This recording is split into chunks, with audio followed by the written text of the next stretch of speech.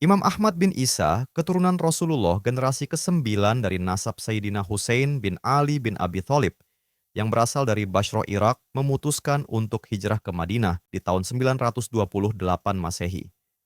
Hal tersebut dikarenakan adanya konflik dari sebagian khalifah di masa itu dengan para keturunan Nabi. Karena letak Basra dekat dengan Baghdad yang menjadi pusat pemerintahan saat itu, beliau memutuskan untuk hijrah ke Madinah yang beliau rasa lebih aman.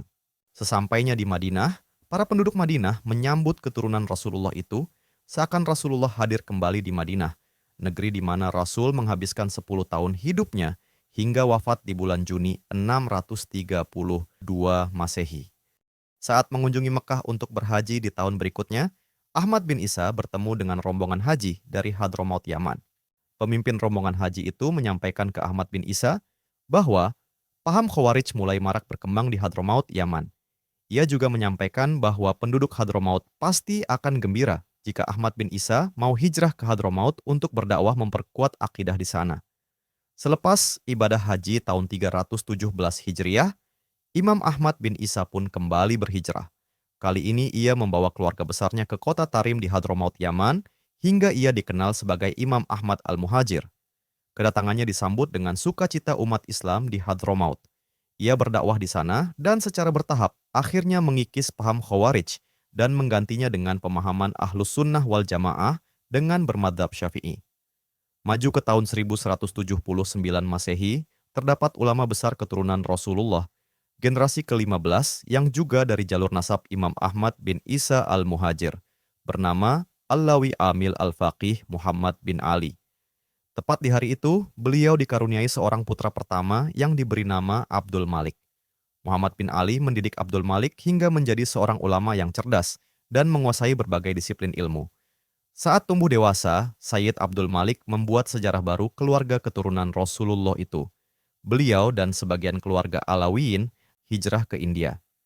Mereka menetap di kota Nashr Abad, 400 km di sebelah barat daya Delhi. Di kota Nashr Abad pula putra-putrinya lahir, salah satunya Sayyid Abdullah. Kecerdasan dan keluasan wawasan Sayyid Abdullah tentang Islam, sejarah, dan negeri-negeri di dunia membuatnya diangkat menjadi diplomat Kesultanan India. Ia pun mendapat gelar kebangsawanan Khan. Karena ia masih memiliki nasab keturunan Rasulullah, ia bergelar Sayyid Abdullah Azmat Khan. Gelar Sayyid, atau kadang juga dengan gelar Syarif, merupakan gelar yang disematkan untuk para keturunan Rasulullah. Sayyid Abdullah Azmat Khan memanfaatkan lawatan luar negerinya sebagai kesempatan untuk berdakwah di negeri-negeri yang beliau kunjungi. Sejarah mencatat bagaimana ia bersaing dengan Marco Polo di daratan Cina. Anaknya, Sayyid Ahmad Shah Azmat Khan, juga mengikuti jejak sang ayah menjadi diplomat.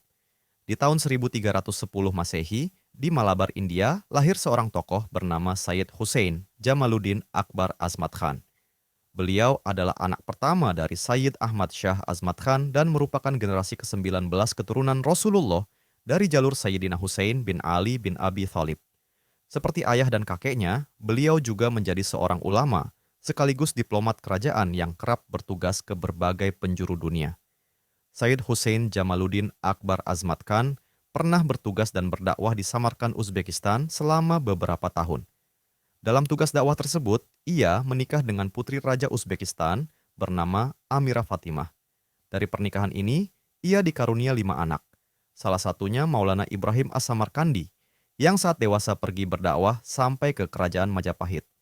Sepulang dari dakwah di Samarkand, Sayyid Hussein kembali ke Delhi. Ia menikah dengan putri Sultan Delhi Nizamul Muluk, dikaruniai 3 anak, salah satunya Maulana Muhammad Al-Baqir. Saat dewasa, Maulana Al-Baqir berdakwah di Jawa dan dikenal sebagai Syekh Subakir. Saat menjalin hubungan diplomatik di Maroko, Sayyid Hussein Jamaluddin Akbar menikah dengan Laila Fatimah.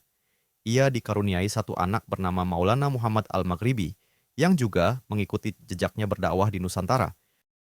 Dengan alasan ingin fokus berdakwah, Jamaluddin Akbar kemudian mengundurkan diri dari jabatan diplomat kerajaan. Berbekal pengalamannya bertugas ke berbagai negara, beliau melihat banyak sekali negeri yang belum tersentuh dakwah Islam. Dengan niat ingin melanjutkan tugas Rasulullah, yakni mengenalkan Islam ke sebanyak-banyaknya umat manusia, beliau mantap untuk mengundurkan diri dari tugas sebagai diplomat kerajaan. beliau memilih untuk berdakwah ke negeri-negeri timur. Sayyid Hussein Jamaluddin Akbar Azmat Khan memfokuskan dakwah di wilayah Asia Tenggara.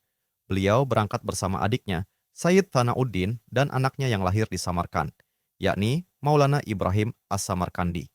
Daerah yang dituju adalah Kerajaan Champa yang terletak di wilayah Laos dan Vietnam sekarang. Dakwahnya disambut baik oleh masyarakat di sana. Anaknya, Maulana Ibrahim As-Samarkandi, akhirnya diambil menantu oleh Raja Champa. Pernikahan ini kemudian melahirkan tokoh ulama bernama Sayyid Ali Murtado dan Sayyid Ali Rahmatullah, atau yang kita kenal dengan nama Sunan Ampel. Keturunan Rasulullah menyebar ke berbagai penjuru dunia dan menjadi ulama-ulama yang memperkenalkan Islam hingga ke negeri Nusantara.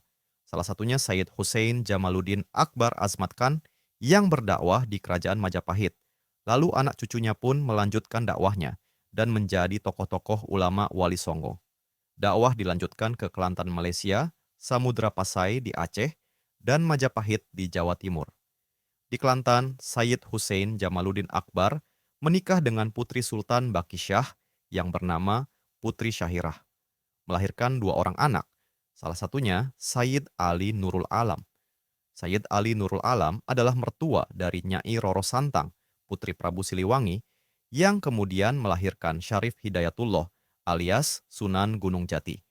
Sayyid Jamaluddin Akbar juga berdakwah bersama anaknya di Jawa bagian timur yang merupakan wilayah Kerajaan Majapahit, kerajaan terbesar yang ada di Nusantara saat itu. Dari Jawa Timur, ia menyeberang ke Sulawesi dan melanjutkan dakwahnya di sana. Di Jawa, Sayyid Jamaluddin Akbar lebih dikenal dengan nama Syekh Jumadil Kubro. Satu hari di Tuban, tahun 1403 Masehi, Pelabuhan Tuban dipenuhi kapal-kapal besar dari berbagai penjuru dunia.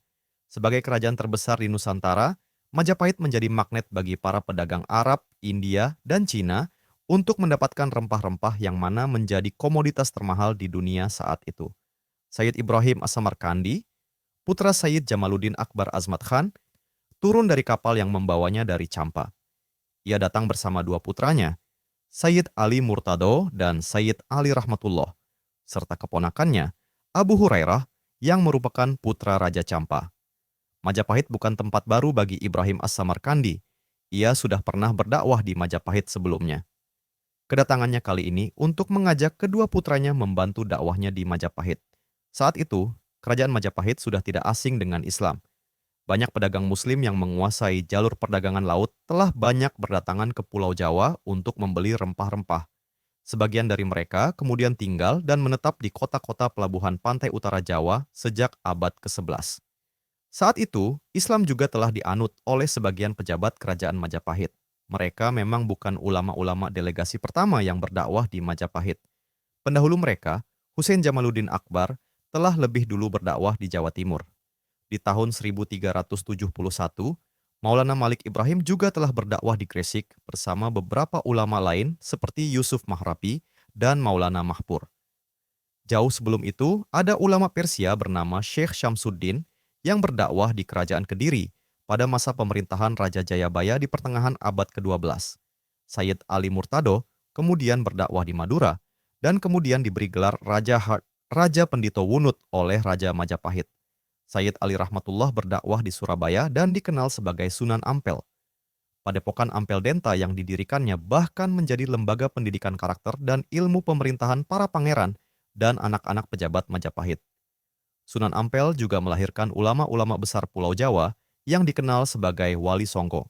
Salah satu putra Sunan Ampel yang bernama Maulana Makhdum Ibrahim berdakwah di Kediri, Lasem, dan Tuban dan dikenal sebagai Sunan Bonang. Dakwahnya yang menggunakan pendekatan budaya mendapat tempat istimewa di hati rakyat Majapahit saat itu.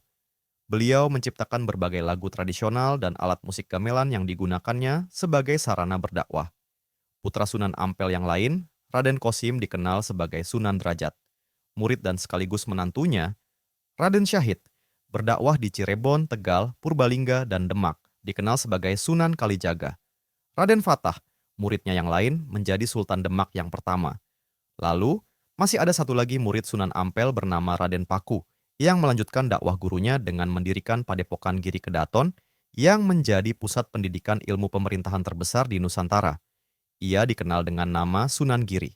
Murid-murid Sunan Giri kemudian menyebar dan mengajarkan Islam ke pelosok Jawa, Kalimantan, Sulawesi, Maluku, Madura, dan Nusa Tenggara.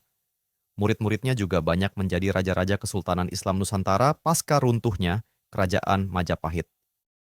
Begitu singkatnya kisah perjuangan dakwah keturunan Rasulullah dari Imam Ahmad Al-Muhajir sampai ke generasi Wali Songo. Perjuangan tersebut juga masih berlanjut sampai saat ini, yang mana banyak sekali keturunan Nabi Muhammad yang berdakwah, termasuk di Indonesia. Mereka biasanya digelari dengan gelar Habib, Sayyid, dan Syarif. Sebagian dari mereka juga masih keturunan melalui jalur Imam Ahmad bin Isa Al-Muhajir, sosok yang kita bahas di awal video ini.